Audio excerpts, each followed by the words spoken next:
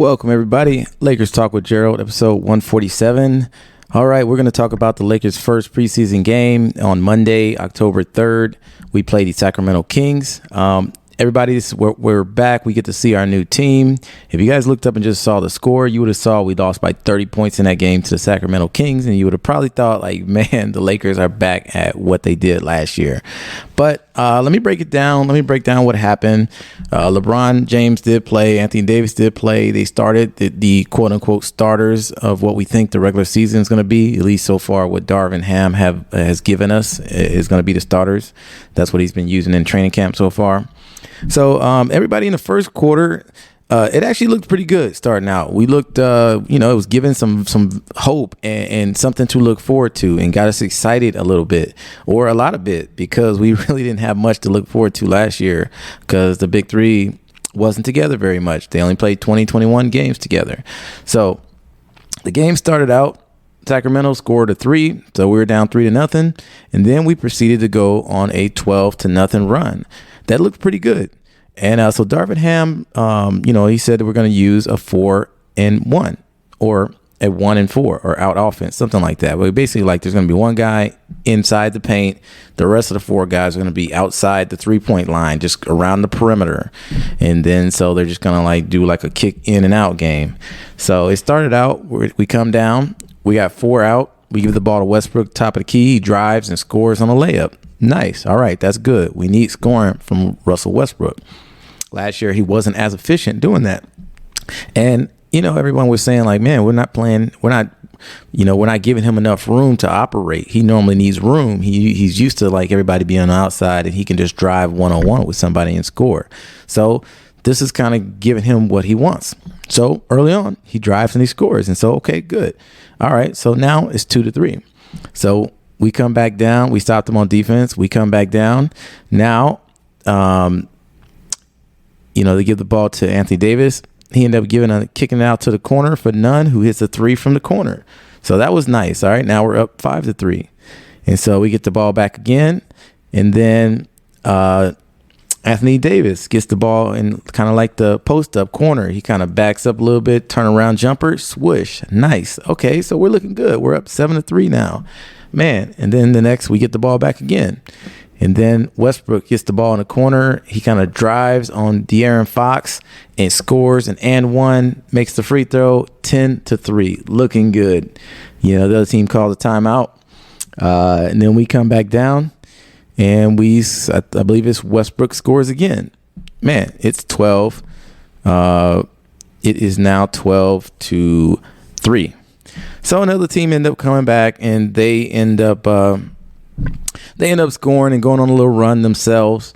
But hey, that was one of the highlights, right? We looked really good starting off. LeBron James, on the other hand, didn't look, as great. But we all know what LeBron James brings to the table, so I can excuse one bad game for him, and it's preseason. He's still warming up. We know what LeBron James is going to do.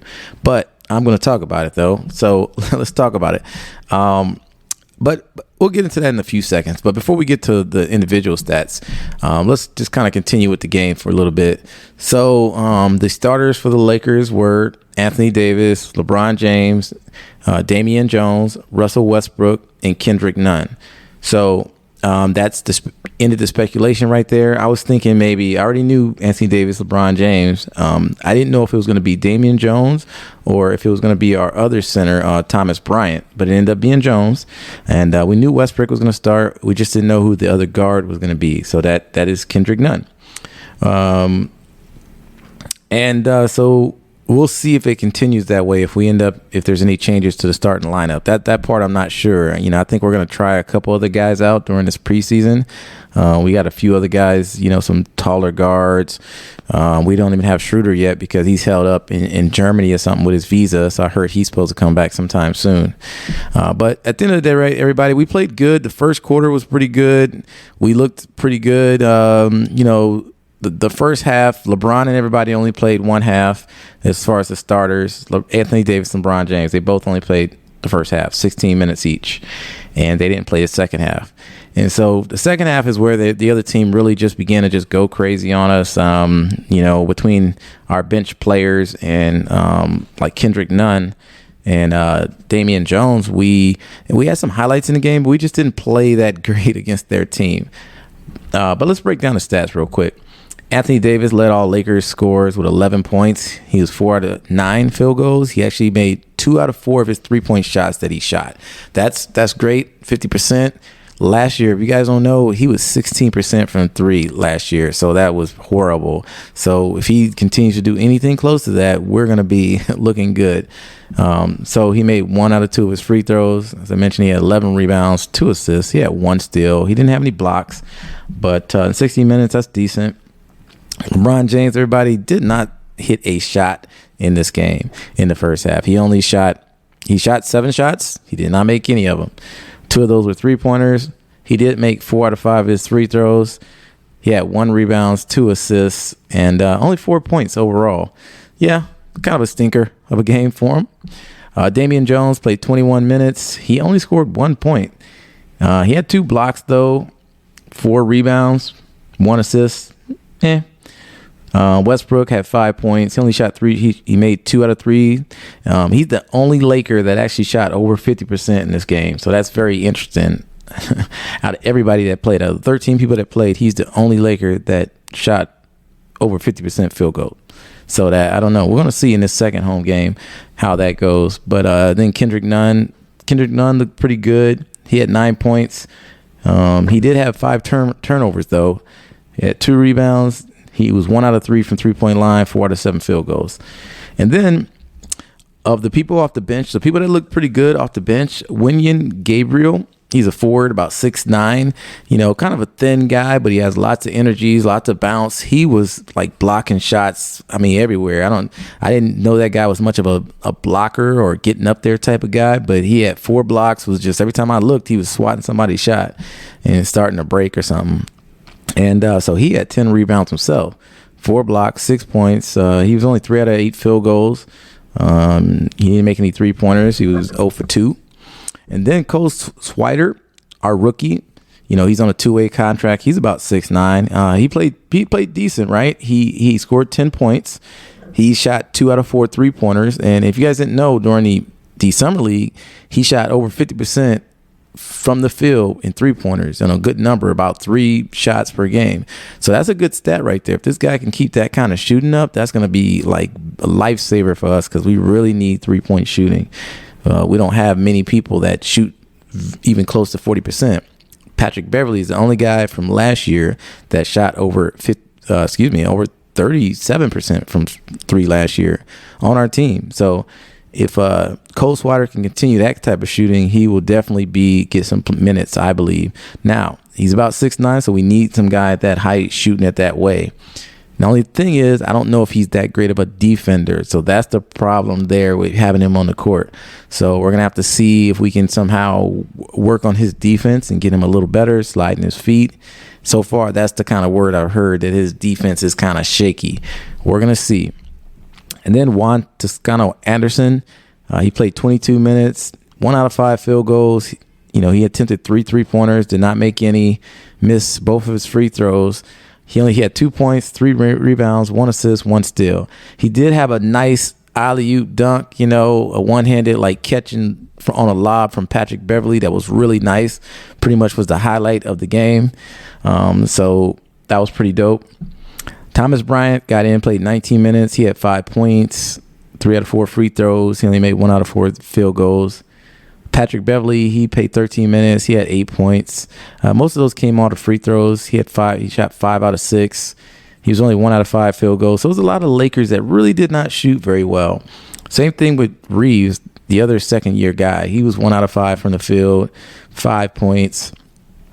Scottie Pippen Jr., who's Scottie Pippen's son, played on the Bulls back in the day. You might know him.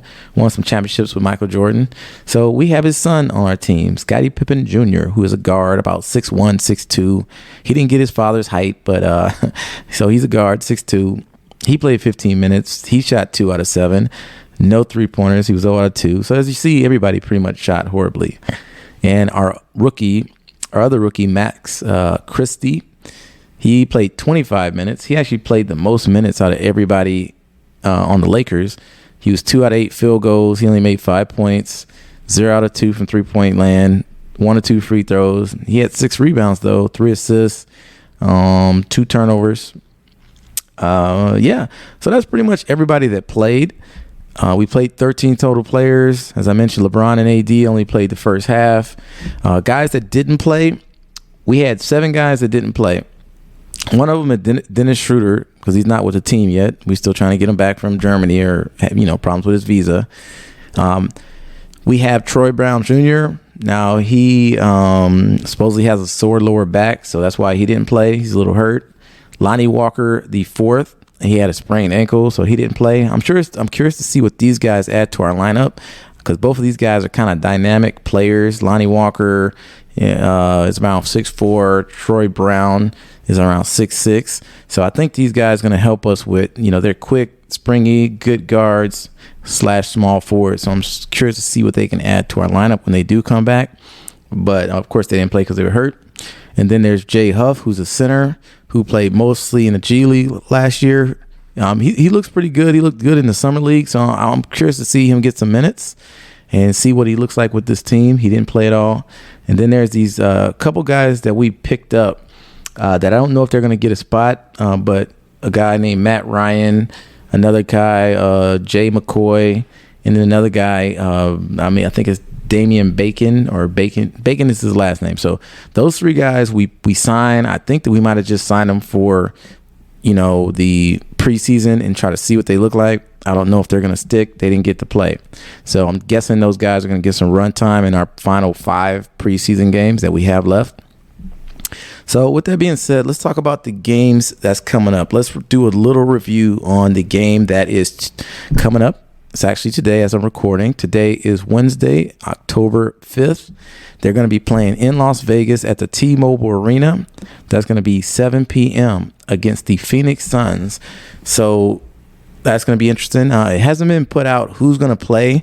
I don't know if anybody that bought tickets for that game, which, that should be nice in Las Vegas. We don't know if LeBron's going to play. We don't know if Anthony Davis is going to play. I'm hoping they do at least play a quarter or something like that, or a half a quarter, start the game, and just give us a little bit. I would like to see that because I may be in the building. I just might. So I would like to see Anthony Davis and them play. I'm guessing they're probably going to do the same starting lineup that they did in that first game. As I mentioned, that was Anthony Davis, LeBron James, Westbrook, Damian Jones, and Kendrick Nunn. So we will see. I'm just going to speculate that that's what it's going to be. As I mentioned, I would like to see things I would like to see. I would like to see LeBron James, of course, play better. Pretty much the whole team. I would like to see the whole team play better. I would like to see more than one guy out of 13 shoot over 50% from the field. I would like to see us shoot better from three-pointers, because in that game, the first game, we only shot around 23% overall from three-point line as a team. And that's horrible. We can't get by with that. That's a major weakness for us. And I would like to see that that number get better. So we will see. Guys, I'm hoping to see play. I'm hoping to see Troy Brown Jr. and I'm hoping to see Lonnie Walker. I heard Lonnie Walker have been practicing with the team. Like I guess his ankle is better. And so hopefully we'll see him in this game. And I'd like to see what we see for him. And I would just like the Lakers to just, I don't know, I want to see the bench look good too. I would love to see if we can get a win somehow against Phoenix, because it'll give us hope. It'll give us like, okay, something to look forward to, something to bite our teeth into, something to gravitate towards, and to make us feel good about this upcoming season, and to see if we have a chance to make a good, get a good position, because the Western Conference is super, super deep. It's a lot of great teams. So it's going to be every night we play a game, it's going to be against a playoff worthy bound team. So it's going to be hard to get those playoff spots and to really stand out.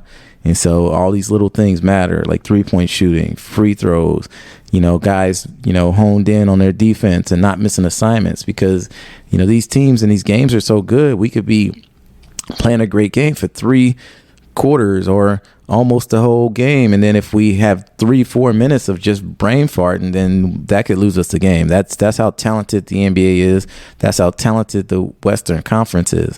So we really got to be, have a team that can gel and have good cohesion and communication and understand our roles and figure out how we play and limit the turnovers, because, the turnovers happen when they're not have good understanding of the plays. They're learning each other. They're learning plays.